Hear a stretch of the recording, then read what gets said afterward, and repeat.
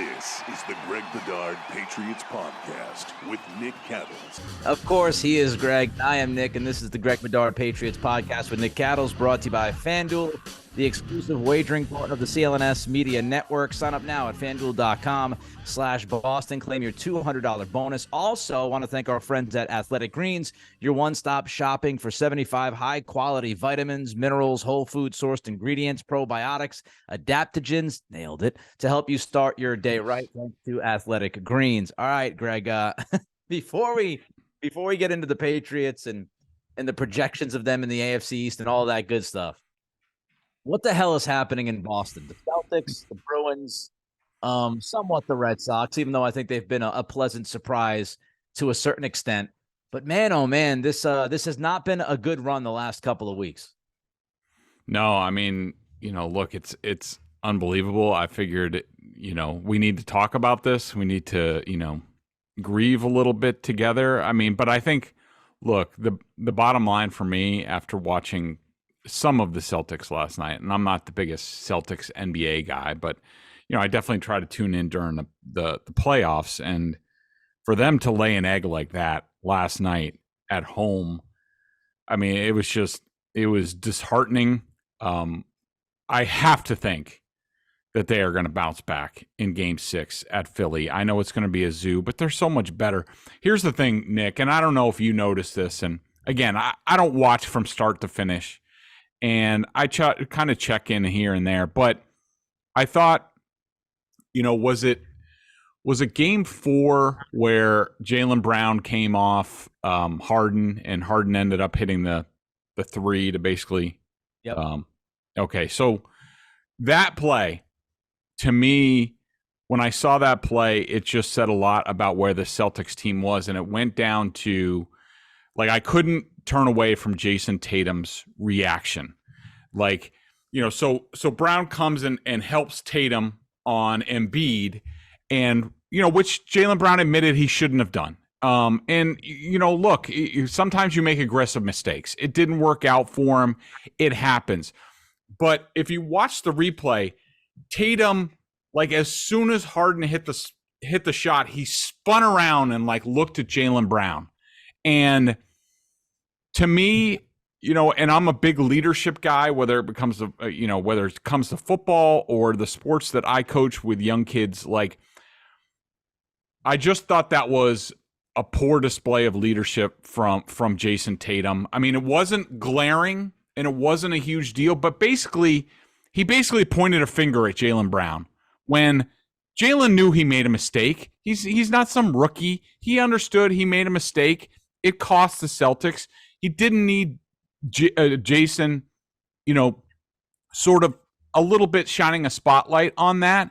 And, so to go from that to what they look like in Game 5, which to me, they looked like a broken team. Now, I'm hoping it was just a really bad night, the worst night ever, and they bounced back. And we know from this team, from this season, for the past couple seasons, this team hates prosperity. And they are at their best when they're under duress, when they get themselves in a crappy position. They're in a crappy position right now. I expect them to bounce back. I expect there to be a Game 7 in Boston, but that's just sort of my overriding thought that I just there's just something a little bit off with this team, and it's just disappointing. Honestly, there's so much to unpack, and I could do 5 hours on this. I'm not going to try to do too much here, but so many thoughts flooding through my head. I expected them to play much better last night, coming off of Game 4, because they didn't show up in the first half of Game 4 in Philly, and then they had to race back. And look, there's no denying to me that if both of these teams played their best, the Celtics the better team, and they win this series in at least 6 games, if not even 5, if they play their very best.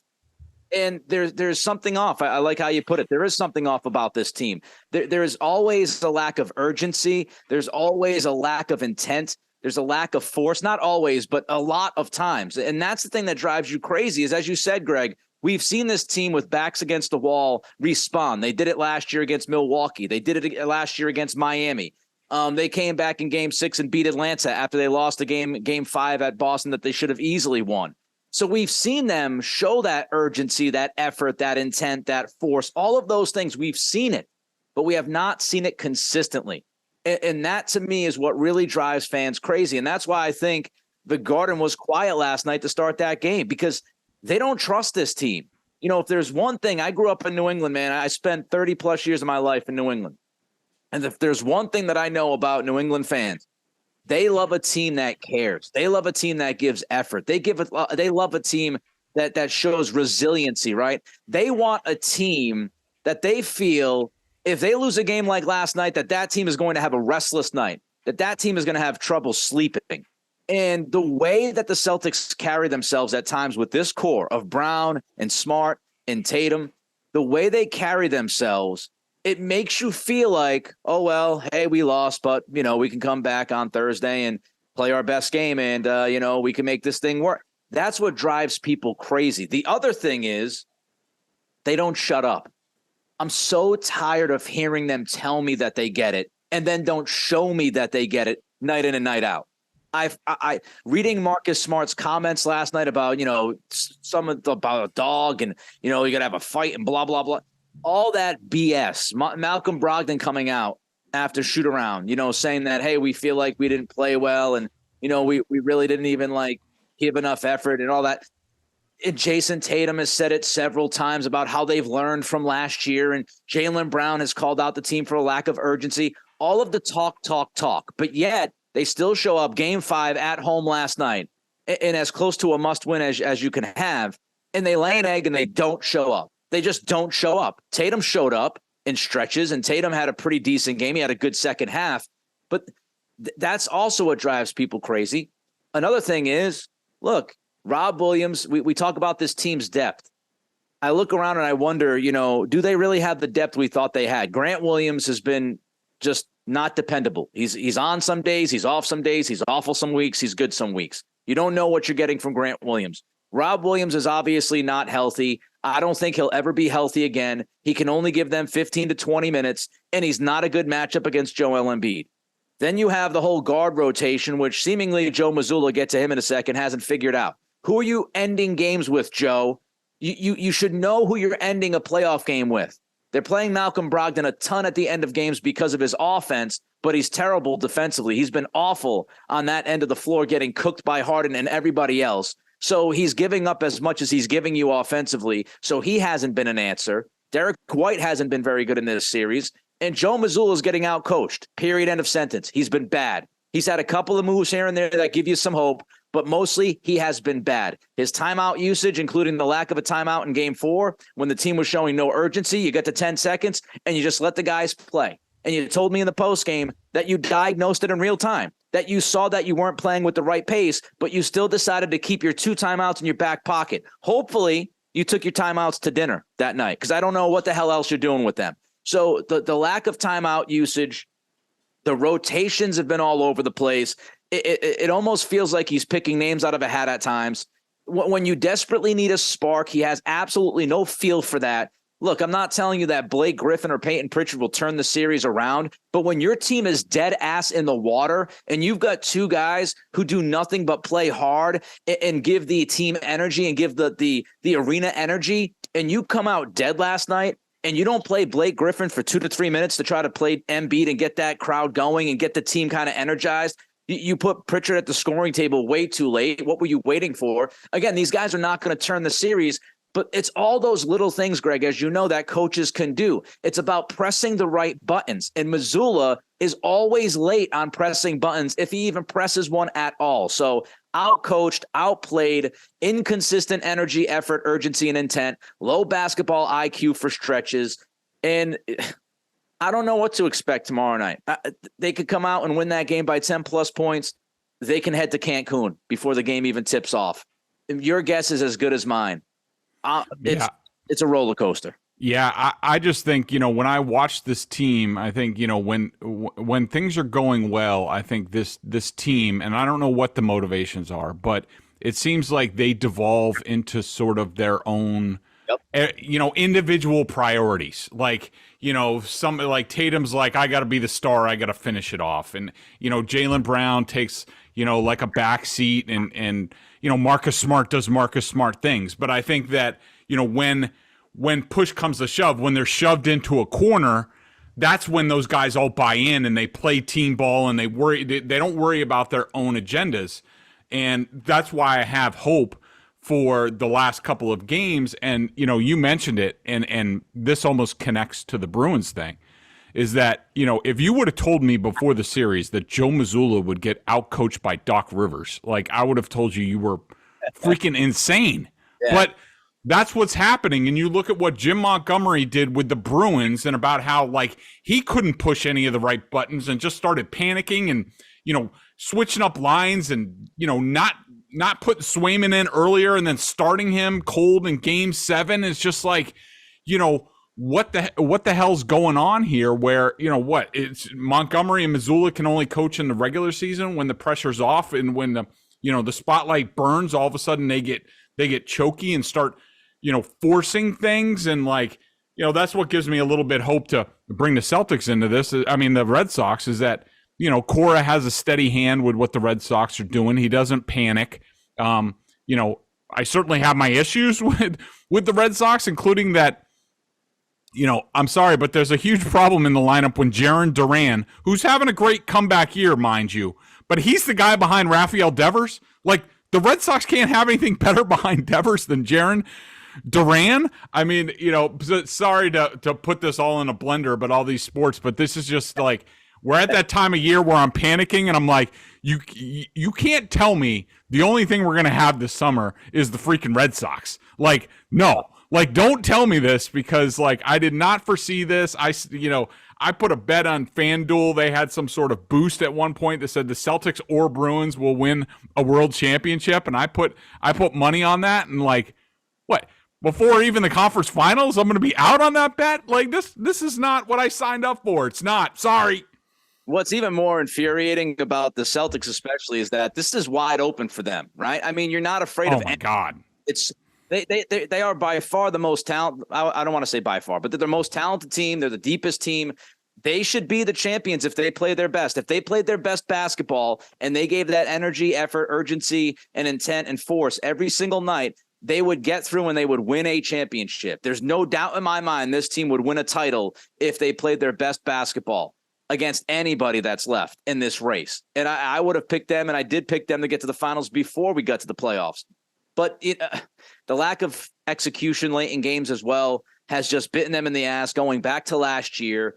They can't figure it out. I agree with you. Tatum at times kind of waffles between, I want to take this game over, but I want to be a teammate and find the open man. And it seems like he's a little indecisive at times on what he wants to do. That showed up in Game 4, catches the basketball with 10 seconds left, which was too late to begin with. Then he waits 3 seconds to make his move, which was way too late, because there's this indecisiveness. There's this like lack of go, right? And when you look at coaching, Montgomery, I can't agree with you more. Just awful. He was awful. He was the drizzling shits in that series. Mm-hmm. Not playing Bergeron and Marchand together in Game 5, waiting too long to do that. Even maybe playing Bergeron in Game 5 when he came out this week and admitted that he pretty much asked Bergeron if playing was the right thing to do, and he let Bergeron make that decision, which reminds me, never let the player make the decision, because they're always going to say yes. It's your responsibility to make that decision, Montgomery. It's not up to Bergeron. It's up to you. You're the head coach. And speaking of making decisions, the goaltending decision was an absolute joke. The fact that you played Olmark for the first 6 games when that guy was clearly not healthy, the fact you played him in Game 5 when you were up 3-1 at home was an absolute embarrassment. And then you throw Swayman out there, as you said, Greg, cold as ever in a Game 7 win-or-go-home type situation is completely unfair to Swayman. And then to make it even worse, Montgomery, when he's asked about the decision for Game 7, throws the goalie coach under the bus. Dude, you're the head coach, man. You're the guy. You make these decisions. You decide if Bergeron plays. You decide who's going to be in net that night. And it's just... Yeah, Nick, I'm not prepared for a sports world where Philly is beating Boston. I did not have that on my bingo card. I mean, from the Eagles going to the Super Bowl, the Phillies Now the Sixers are trash. Like, what are we doing? Come on. Let's get it together, boys. And the Red Sox, by the way, jury's still out. I'm not buying into them just yet. Let's see what happens. Yeah. And it's disappointing. You have two teams that have all the talent in the world. I think Brad Stevens has done a terrific job putting this team together. They have more than enough depth and more than enough talent.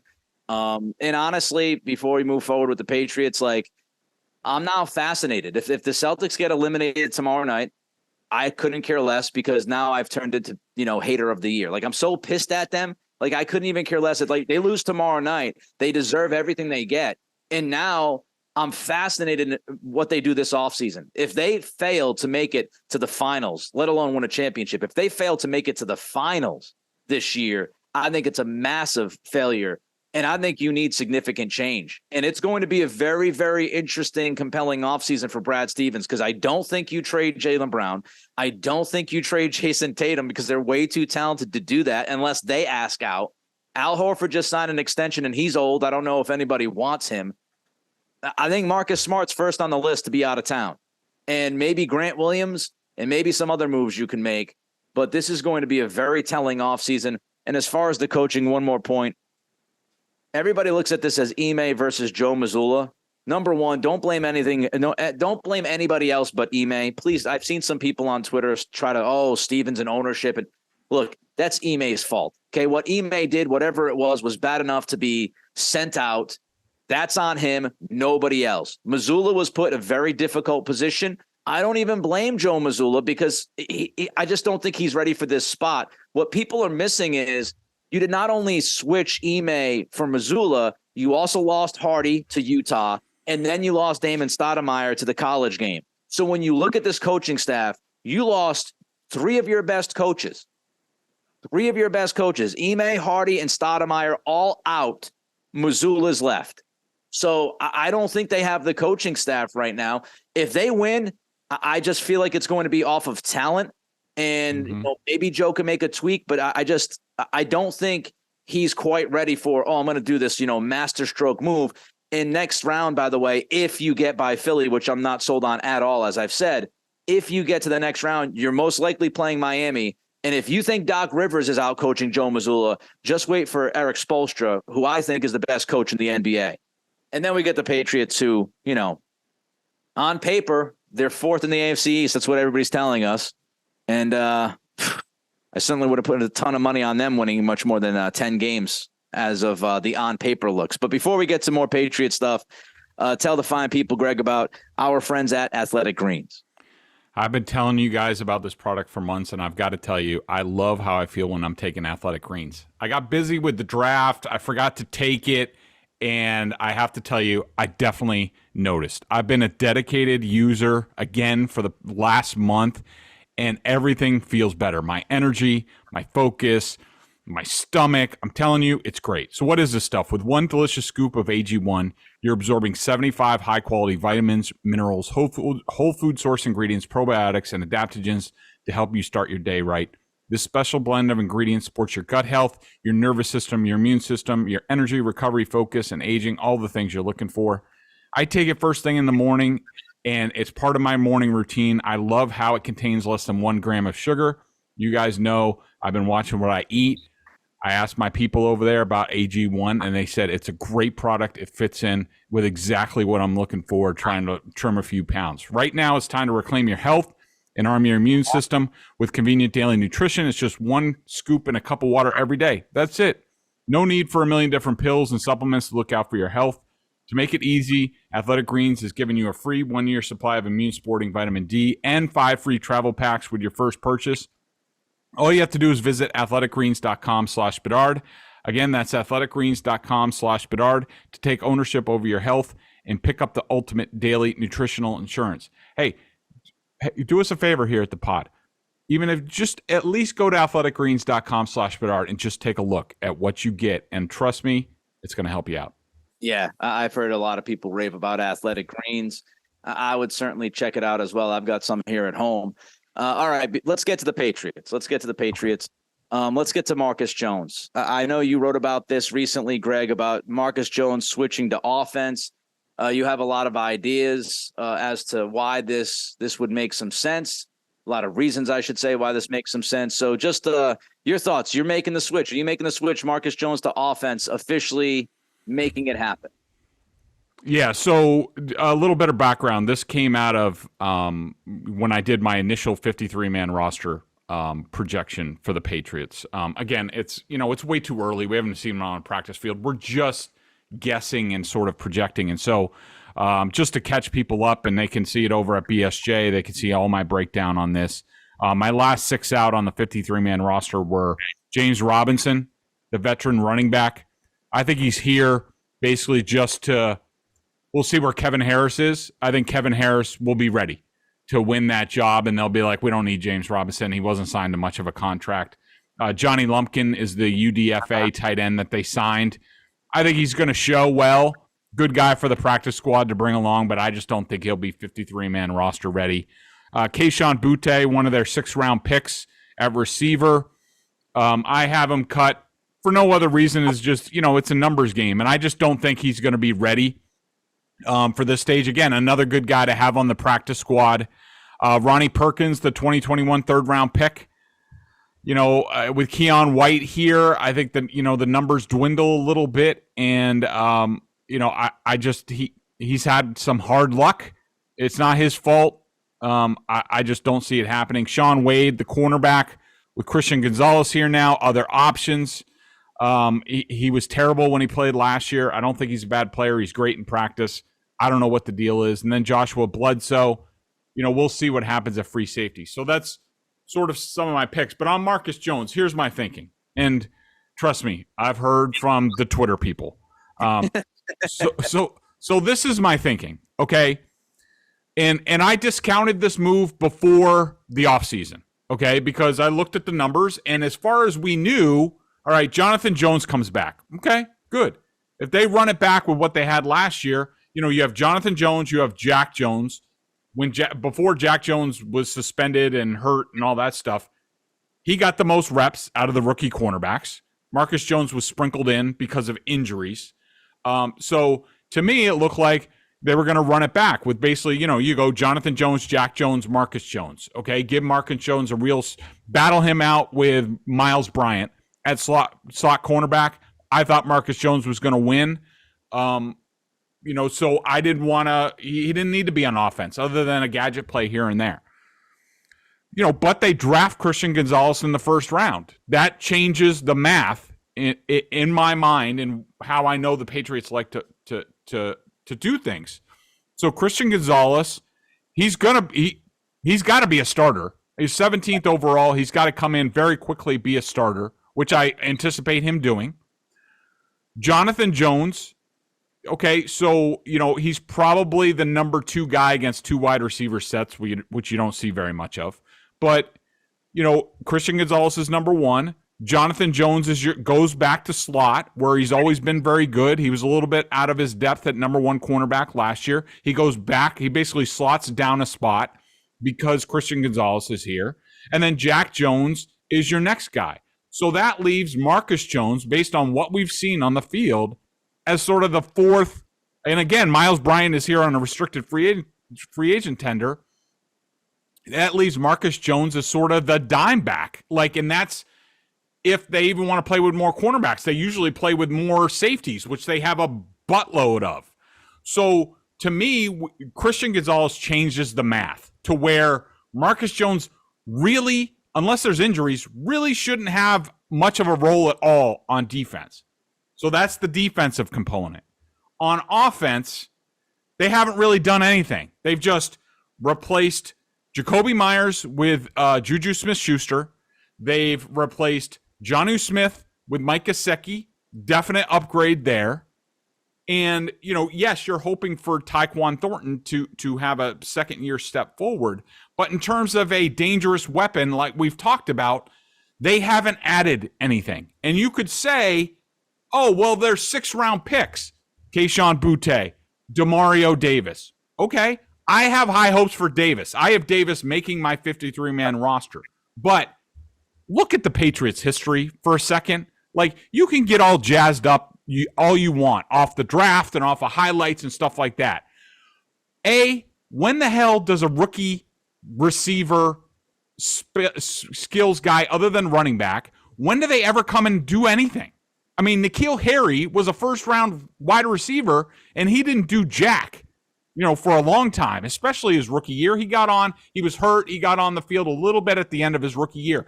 That's normally the way they do things.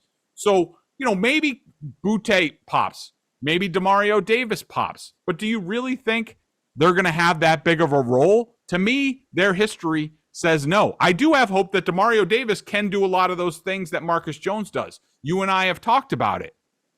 But you can't bet on that. I mean, if that happens, it's a pleasant surprise. It changes the math. But as it stands right now, the Patriots do not have a short area of the field weapon. Like we talked about, Jackson Smith-Njigba, Zay Flowers in the draft. They passed on all those impact guys. That's fine. That's their prerogative.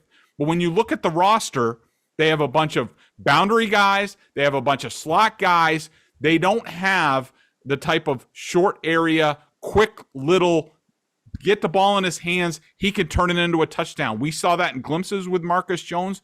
I would love to get him on the field as sort of the third down running back to dictate matchups.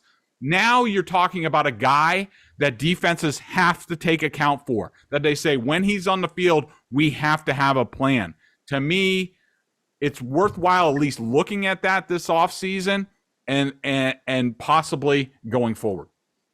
All right. I just want to quickly mention that Greg certainly knows his name is Demario Douglas. I try to jump in there. What did I say? Calling him Demario Davis. Oh, sorry. knows it's Demario Douglas. But a couple of thoughts here. Should it be on the radar? Yeah, sure. It should be on the radar. But first things first, I want to see if anybody else can step up in that role. I want to see if Pierre Strong can show up. He has the speed. He has the shiftiness. Can he be that guy? I want to see if Ty Montgomery has any juice left. He's pretty much just forgotten after last year because he was done after week 1. Does he have anything left in the tank? I want to see if Tyquan Thornton can be utilized in different ways that Matt Patricia would not utilize him in. I'd be interested in that. I want to see Kendrick Bourne. Can he revive his career after a down season a year ago? He has some of that shiftiness. He can do some of those things. He's not the super gadget guy, but I do think he can do some of those things. What's he look like? And Demario Douglas, I want to give him a shot, certainly, before I pulled the trigger on Marcus Jones being that guy. As far as Douglas's ability to make the roster and make a difference on offense, my pushback would be, well, with Matt Patricia and Joe Judge running that offense, they took a rookie defensive back, special teams guy, and they were able to utilize him at least a handful of times in ways that helped boost your offense. If Matt Patricia and Joe Judge can do that with a rookie defensive back, I'm not going to count out Bill O'Brien being able to do that with a rookie wide receiver who's actually played the position. So I want to see, you want to tell me about coaching? You want to tell me about coaching? That's coaching. Bill O'Brien's there, not just to make Tyquan Thornton better and to help Mac Jones and all of those things. Certainly those are top priorities, but he's also there to grab a guy like Demario Douglas and say, we can take that package from last year with Marcus Jones and we can get that out of Demario Douglas. If you can't, then you might revisit Jones. The other part about the Marcus Jones conversation that has me hesitant, Greg, I'm not the biggest believer in Jack Jones, and it's not because of the on-the-field stuff. You are totally depending on Jack Jones with this scenario. If you pull the trigger and you say Marcus Jones is going to be our guy offensively, now you're relying on Jack Jones because the idea, and I don't disagree with your idea, Jack Jones and Gonzalez on the outside as boundary guys, and then you have Jonathan Jones slide back into what he's really, really good at in the slot, and you can match him up with some of the other quicker guys in the league at wide receiver who move around on the line. I don't disagree with that at all, but for that to work, Jack Jones has to be with the program, and I certainly hope he is. But we know there were red flags before the draft, and that's why he was drafted in the 4th round last year. And then we know that he was suspended at the end of last season. So is he with the program? Does Belichick and Mayo, the law firm, do they believe that they can depend on Jack Jones and that he's all in and going to do the right things on and off the field? If so, then again, yes, you absolutely look at this, because I would say what I would not do, Greg, and I would imagine you agree with this, what I would not do is play games. I wouldn't go back and forth. Like, you make this decision. If Marcus Jones is going to be your gadget offensive guy, then unless you have injuries and you've got to change course in the middle of the year, I mean, we've seen Julian Edelman and Troy Brown and others play defensive back. So it's always a possibility where you might have to switch Jones back to defense if it gets desperate. But if you make this change, be fair to the young man and say that's what your role is going to be and get the most out of that. I don't want the back and forth wishy-washy BS. When you make a decision, stand by it, live with it, and roll with it. And, we'll see if it works out. But I'm not against the idea. I just want them to go through some of the other options first and see what they've got. And then I want to see Jack Jones get through a camp and through the preseason without any other things popping up, quote unquote. All right, before we get to the hang on, Nick, just to follow up on that.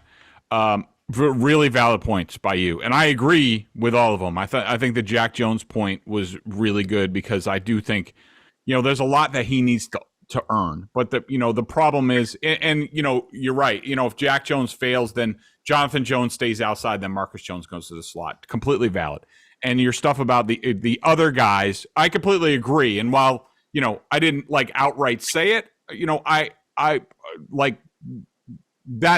agree with, trying all these different guys out at different spots. But, here's why I think at the end of the day, I think that Marcus Jones ends up being the best option. It's just because, Ty Montgomery, we've seen his durability issues, and I think he's north of 30.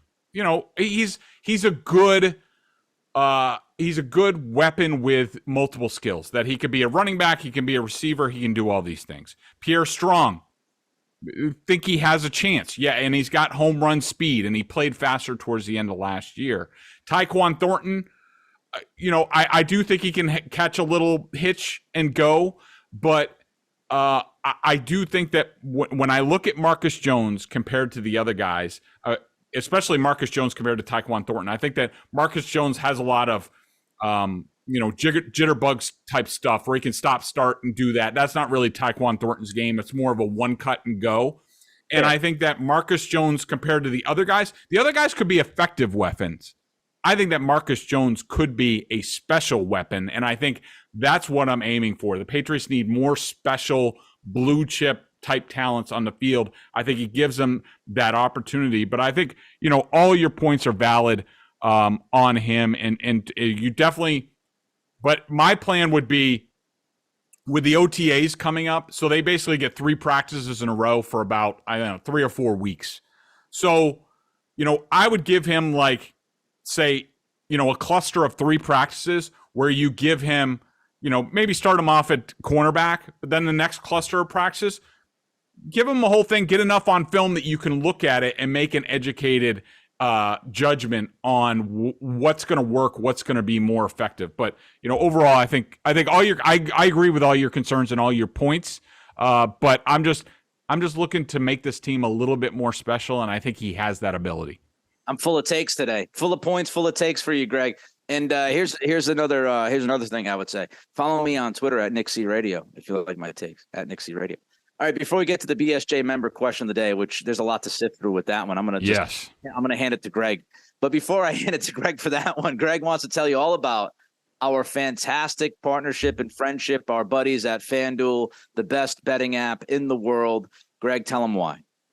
Make a fast break to FanDuel during the NBA playoffs, because right now new customers can get a no-sweat first bet up to $1,000. That's $1,000 back in bonus bets if your first bet doesn't win. I love it. I love how everything's mobile. I love the app. Nick loves the app. He's been on a lot more than I have over the years, but I got to tell you, just about every day I'm on there, and I love it. They have great promotions every day.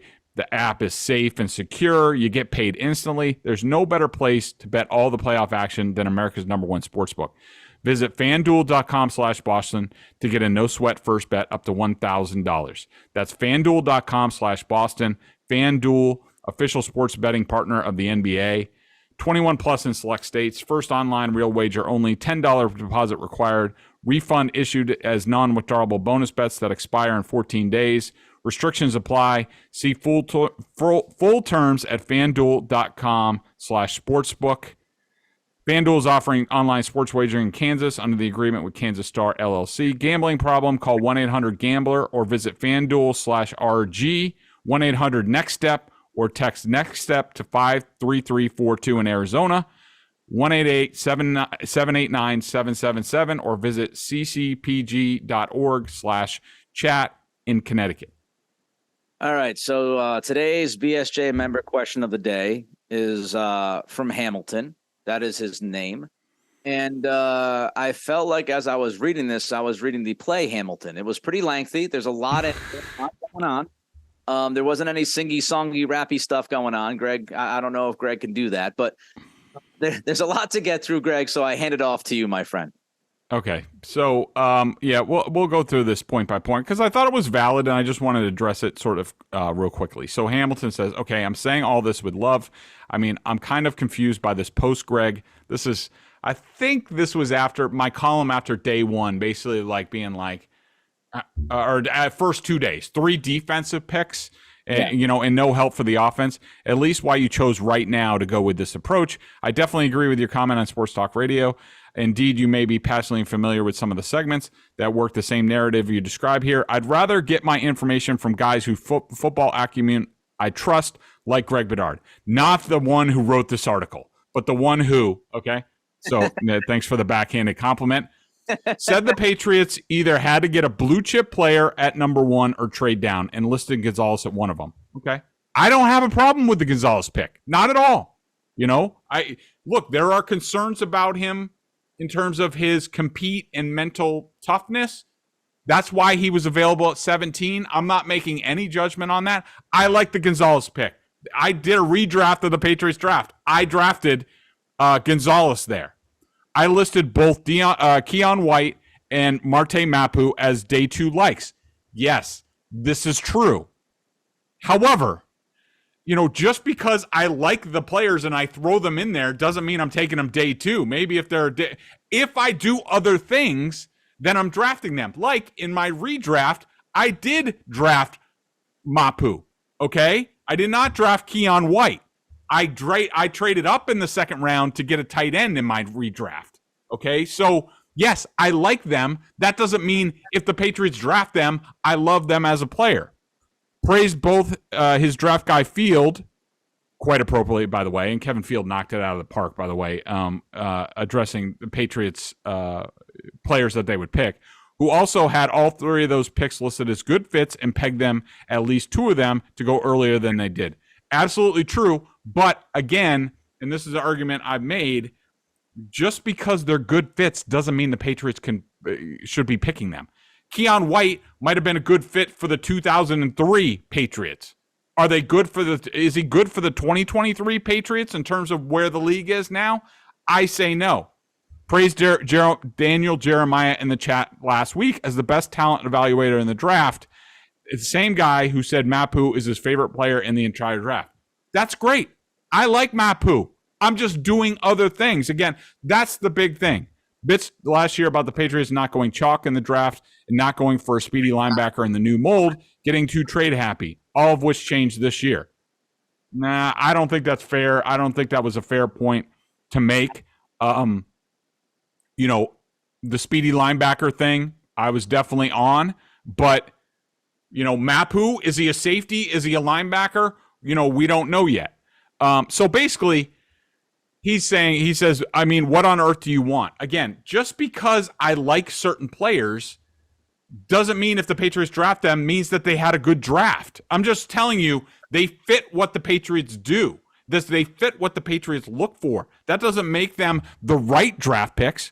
And in fact, I like some of their picks. Like I said, some of them I redrafted. Just like last year, I drafted Marcus Jones. I liked that pick when I went through my redraft. But the big thing is the Patriots should have done, and Nick, I think, agrees with me on this, and we talked about it last week. The Patriots had so much ammunition in the middle rounds. They should have gotten ballsy. All right, fine. You got Christian Gonzalez. That's great. They had ammunition to go get a tight end on the run in the second round. They didn't do it. They had two, not one, but two of the tackles that I drafted, I took chances on in my redraft. DeJuan Jones was there and Jalen Duncan was there, let alone Broderick Jones at 14. And the Patriots just let those guys go by. They didn't even draft them when they had a chance. So, yeah, I'm fine with I drafted Gonzalez, I drafted Mapu, but I also went up and I got a tight end and I drafted 2 tackles. So, yeah, I'm going to be critical of the Patriots draft going 3 defensive guys up top when that's supposed to be the best part of their team and where the offense needs help. Yeah, I'm going to have a problem with that, and I think that's completely fair. I don't think I'm being disingenuous or speaking out of both sides of my mouth. I think I am being very consistent on what I wanted to do, what I'm looking for, and I thought the Patriots fell a little bit short in this draft. Not totally, but just not something I would have done. I said my piece on the draft last week, went back and forth with Greg. Check it out. Last week's podcast. Cha-ching. See if you like it. Yep.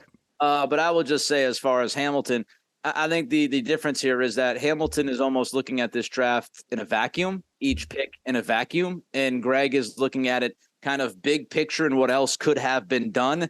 In a vacuum, I think Greg would have been fine with a number of the picks, including the first 3 picks. But it's the context. It was what was available to you. What did you have to trade up? What could have you taken? Who could have you taken instead of who you took? All of those things. It's looking at the draft not in a vacuum. It's looking at the draft from 30,000 feet and trying to put the pieces of the puzzle together. He's Greg. I'm Nick. This episode of the Greg Bedard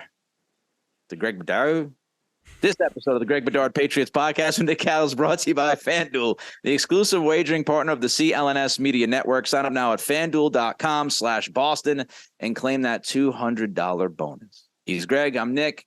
We're back next week. We'll talk something Patriots and maybe the Celtics continuing. Who knows? Till then, be safe, be good, be healthy.